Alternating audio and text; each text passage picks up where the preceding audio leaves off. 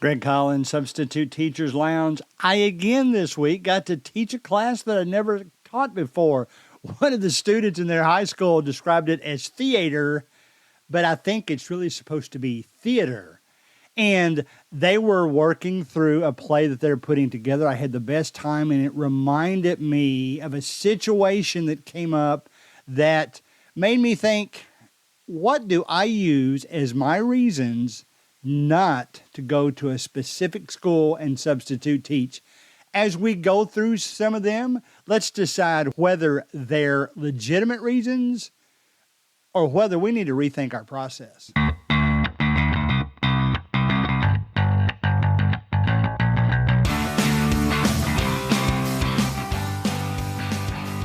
All right, guys, I told you some while back that I'd kind of cut back on substitute teaching maybe to 2 or 3 days a week, but I'll have to be honest. I think the reason in my mind that I did that is because I no longer really wanted to do both substitute teaching and evening volleyball refereeing. Now that the evening part is over, all of my volleyball refereeing now will be on the weekends through probably the end of April. And I could just feel it inside of me that I wanted to get back to substitute teaching. So I'm back to just about every day of the week now. And it's really exciting for me. I'm getting to go back to schools I hadn't been to in a little while. I've got students coming up to me and asking me, where have you been? All this kind of stuff. So it's really kind of a class reunion type atmosphere. So I wanted to talk to you about that. Here's what I want you to do. I'm going to mention I don't know if I want to do this, mention a student. I won't mention her by name, but I think she listens to this every week, and I'm pretty sure it was her that left me a nice Apple review a few months back. By the way, the word gets out more quickly, let me correct my English, about this podcast through Apple reviews, believe it or not.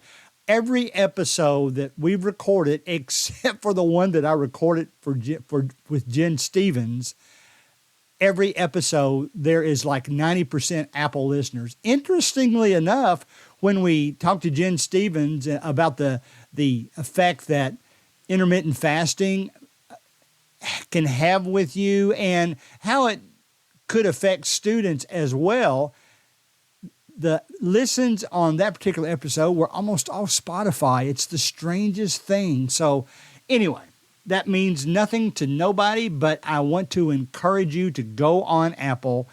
When you're listening to the podcast, you'll have to click it. It'll say something like, go to show, and then you'll see ratings, and you have to pan down and where you'll eventually see the stars, but even more important, the 5 stars ratings and the reviews. If you keep paging down, you'll see where you can leave a review. That has more effect of getting listeners in than any other thing you could do. So please do that this week.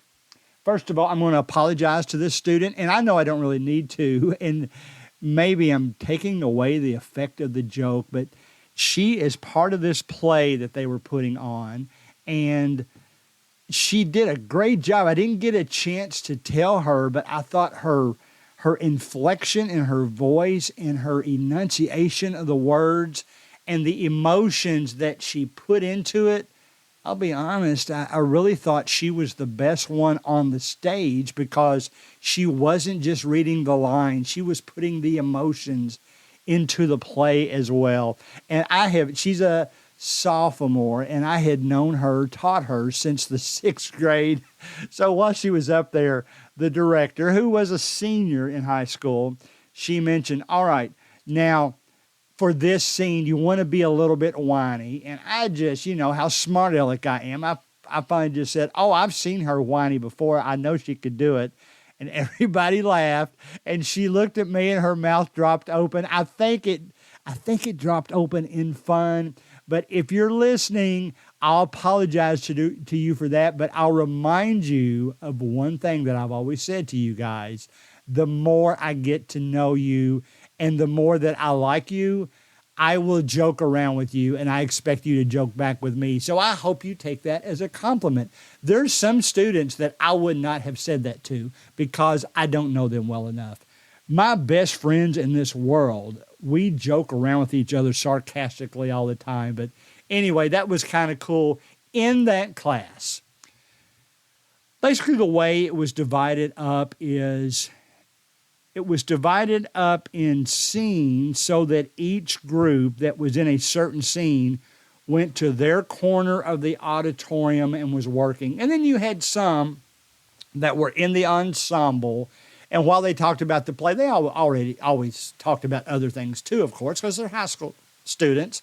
And a debate came up about which school I preferred to go to, because basically this particular high school, two schools feed into it. So I told them, and I'm honest with them. And the person that was in the school that I did not choose, he said, let's wait a minute though. He said, haven't you gone to the other school much more often? And I said, yes, probably 10 to 1. And I know where you're going with this. I said, and I will even say that every time I went to your middle school, I really enjoyed it. So you're probably right. Had I gone to your school as much as I did the other school, maybe I'd have you guys at the top of the list. I want you to do this for me right now. There are reasons. I'm talking to you guys who are listening now, not the student.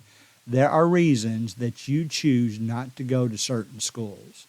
And not all of them are student related, although we will talk about student related reasons too. But there's some reason. I'm going to share some of my more superficial reasons that I don't go to some schools as often. Maybe now, if it's the only school available for a certain day and I don't have a job, maybe I'll go now. And the first one, let's start with maybe the most ridiculous one to start with. In our area, there are so many schools. Remember, I sub at 8 different schools, all middle school and high school. So that doesn't even count the elementary schools that are in the area. I sub at 8 different schools, and some of them have outstanding parking situations.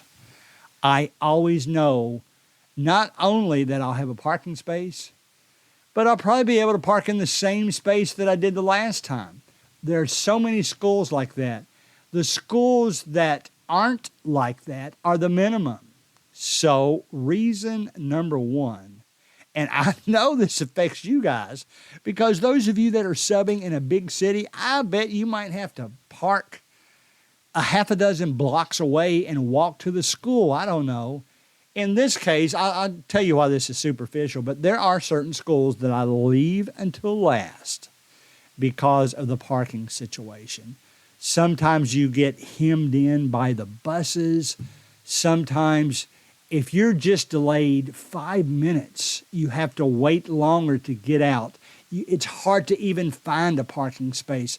The most convenient parking space at one school, if you park there, you definitely have to wait on the buses at the end of the day because they park in front of the entrance to that parking lot. So there's nowhere you're to go. So superficial reason, maybe the most petty reason of all, is parking. There are certain situations that I don't like to go to the school because of their parking situation. Now, here's why it's superficial and absolutely ridiculous. Even if I can't get out because of the buses, I mean, they're gone in 15 minutes. Do I really, maybe in volleyball season, but even then, do I really have to be somewhere immediately that it won't kill me if I just wait 15 minutes more? But that is one of my reasons. I'll be honest with you. I use parking as a reason, and it's probably a ridiculous reason. And maybe I should make a goal of getting over that and go into that school more often and working out the parking in a way. And stick around a little while. Plug teachers' Chromebooks in. 15 minutes later, the parking's clear anyway. So maybe that's a reason for you. That's a reason for me. And that's the first one we've talked about. Reason number 2, and this is really age of the school related, so it's another little petty reason, superficial reason, but I like going to the schools most where you know everything you need is there. There are schools that just because of the age of the school, I don't think it's the budget of the school, I think it's more the age of the school. Maybe the computers you have in your room as a teacher or substitute teacher aren't very current.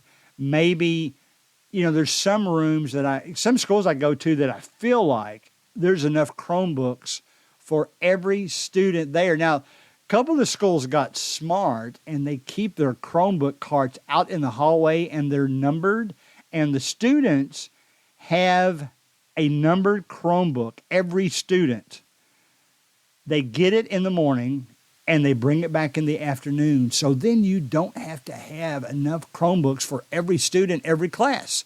You just have to have enough Chromebooks for every student in that grade because they're going to be carrying it with them everywhere they go. That's a great system. And that's a way to save money too. But I'll be honest, I get a little frustrated when we have to look for Chromebooks, when we have to look for supplies, when it's hard to get to the copier and do anything just because maybe the facilities are a little bit older or that there's just not enough. The school has chosen to not keep as much things like that they really need. But that's probably my second superficial reason.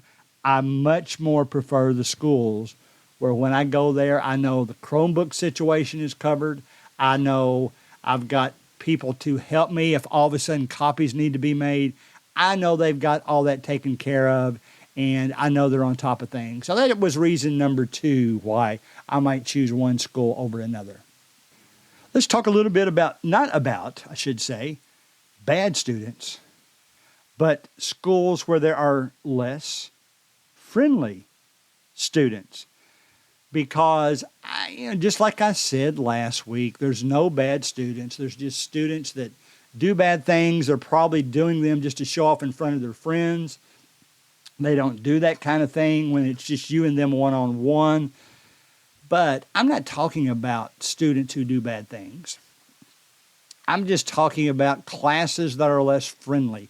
Now, I've got referees that I work with that are outstanding, but not very friendly. And I'm just the opposite. I'm so friendly that my family makes fun of me sometimes because we'll go on vacation. I'll talk to strangers. I'll give strangers the same jokes that I've bored my family with for years. And of course, they laugh and my family just rolls their eyes and shakes their head. I love friendliness. There is one school in particular that for 5 years now, I don't know what they're doing. I don't know if they're giving something special to drink when they walk in, but as an overall group of people, teachers and students both, that is the friendliest school that I ever teach at. Now, guess what? If it's a super friendly school, man, I like to go back there. Now, I'll admit, some of you right now that are listening are thinking, I'm a good substitute teacher, but I don't want to really talk to any more people than I have to. Well, that's okay. That's just a personality thing. There's nothing wrong with that. Think about what your reasons are in this way. Maybe you like, on the flip side, maybe you like to go to schools that you just can go in and do your job and go home. I'm just the opposite. I want to interact with as many students as possible, teachers as possible, friendly people as possible. So I will seek out, there's probably 2 schools I can think of. I will seek out and go there because of their friendliness, because both the students and the teachers, for the most part, go out of their way to speak to me. They will never let me walk down the hallway, even if they're in the middle of a conversation with somebody, without saying, "Good morning, Mr. Collins. We're glad you're here today." Or, "Mr. Collins, where have you been? We've missed you. Can you sub my class more often?" I love that kind of stuff. So the friendliness factor, of course, keeps me coming back to the schools too. Now let's kind of close with the reason that's probably on the top of everybody's list. There's some schools that you don't go to because you're concerned that you may get some of the problem students that you've had before. And especially, I don't blame you for that at all, especially if you're like me and you got 8 different schools you can go to. Well, cross that one off your list while you're not comfortable there and go to the others. You can block the school on Frontline if you want to. You don't even have to look at what's open. But I don't like dealing with those students either for the first time this year. A school that I like to go to a lot, still like to go to a lot. I've kind of crossed them off my list temporarily because, I'll say so many of their students are great people.